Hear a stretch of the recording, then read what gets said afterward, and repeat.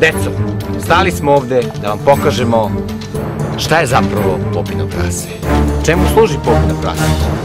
I zašto ga se mnogi ljudi plaše? Stvar je jednostavna. Popino prase je jedna sasvim obična biljka koja je naizgled nevina, koja naizgled ne može uopšte da vam nauči. To je zapravo jedna velika greška. Jer popino prase, kada jednom uđe u dupe, više nikad ne izlazi. Kao što vidite, ide samo u jednom smeru, na ovom smeru. Ne može da uđe ovako, nego samo ovako. Ide samo u jednom smeru, da uđe ne izlazi. I zato budite oprezni. Pažljivo hodite kroz trave, jer u tim špunovima i travama može da se krije upravo popino prase. Ja ću sada reći gotoviti svoj život i pokazati vam koliko je popino prase štetno za svu dečicu jednu malu koja pokušaju da se igraju sa njim.